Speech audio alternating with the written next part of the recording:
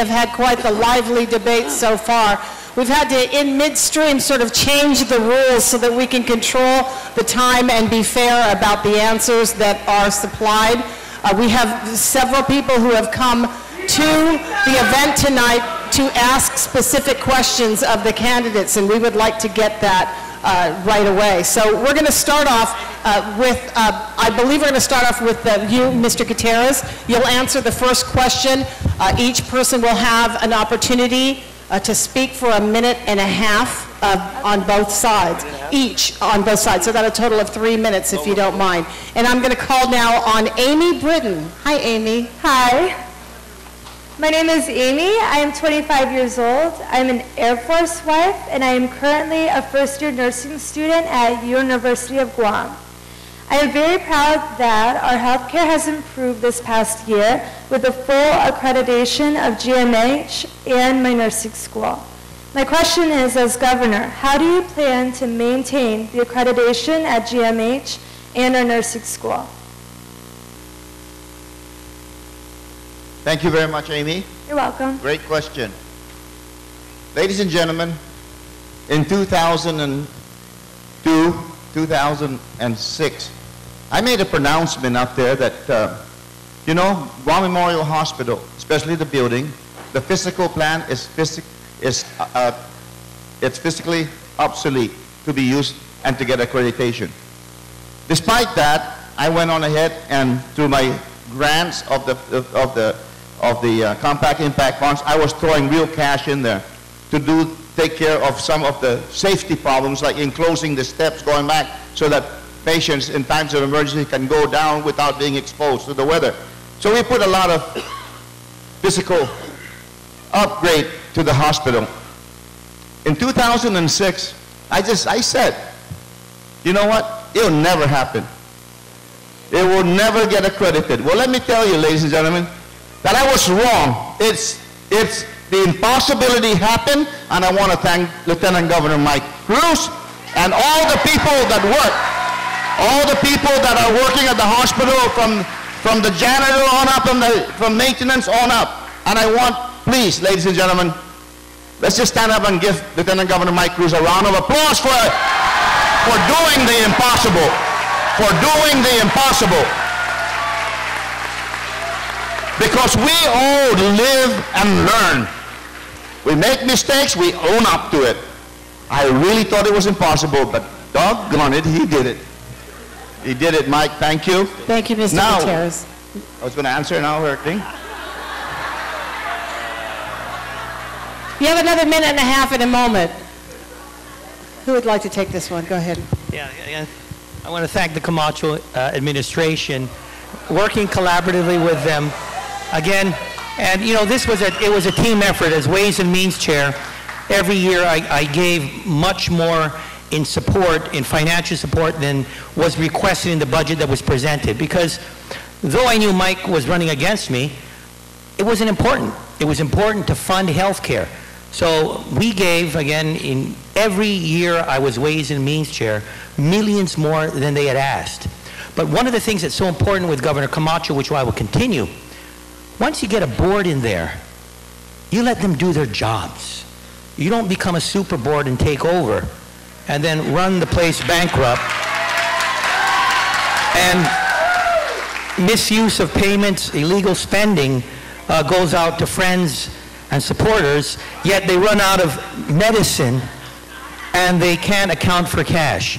You're going to see a governor that works collaboratively with a hospital, tying in public health and trying to alleviate the pressures from the emergency room, trying to work with Department of Administration, BBMR, to also time payments and allotments. I will work towards also guaranteeing source funding for the pharmaceutical fund, like I did as a senator, a certain percentage of the gross receipts tax. You're going to see that continued support, and more money for scholarships. Did it as a legislator and a senator, and I'll do it as a governor. Thank you. Ladies and gentlemen, we all know what happened in the election of 1998. There was a conspiracy to bring Calvo-Tenorio down. When that failed in 98, we won the election. And when the United States Supreme Court because the Republicans challenged me on my election. It went all the way to the United States Supreme Court, and the United States Supreme Court said I won 9-0. But they didn't stop there. In 2000, when the Supreme Court said that in January, they started to want to recall Carl Gutierrez. They all voted to recall Carl Gutierrez, put him on the ballot and recall him. Well, during that period of time, ladies and gentlemen, every appointee I sent to the legislature for the Board of Trustees at Guam Memorial Hospital was thrown in a trash can, to the point where it ended up there was not a quorum at the hospital. And not having a quorum at the hospital, the responsibility of the governor of Guam under the Organic Act of Guam is to run the hospital. I didn't go up there and take away the board. It was you in the legislature that did not want to approve it.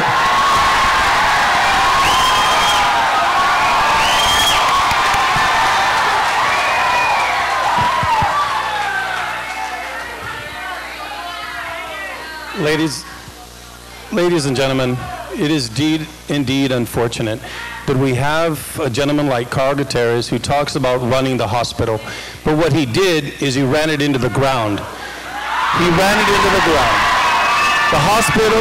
The hospital was in the red in his administration. The hospital make illegal payments that had been ordered to be reimbursed. The hospital was taken over by the governor, who became the super board, rather than working with other people. And the governor pronounced himself the administrator. Yes, you're responsible for health care as the governor, but you're supposed to work along well with others. We learned that in elementary school. Gets along with others? Well, ladies and gentlemen, Governor Gutierrez was not able to work with the appointees, and whether you like it or not, the confirmation process of the legislature is that. Eddie Calvo and I and the Calvo-Tenorio administration will make sure no matter who's on that board, we will respect him. Just like Mike Cruz said he left him alone, Governor Gutierrez should have left them alone. And further, we will make sure that when the time comes, when not only do we maintain accreditation, but we give folks like yourself those scholarships that you were talking about. How do we maintain accreditation? Make sure you support them. Make sure you pay for those compensation for the salaries. Make sure you give them the support. Because ladies and gentlemen, this is not about Carl Gutierrez or Frank Cuggan. This is about the people of Guam and making sure that the accreditation that they have at the hospital and the nurses continue. Thank you.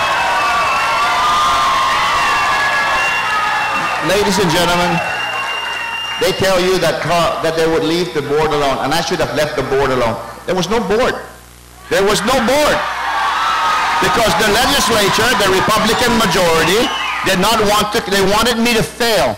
But you ask every nurse, labor and delivery, and all the nurses to the hospital what I did in giving them up to 40% additional monies so that they don't leave the island. I had to do something to keep them back, and I gave them those payments. And I was giving them $250,000 a month from my budget so that they don't leave. I was going to give them that every month until the 7th month came, and then they took away my ability to give them any more money from my own budget.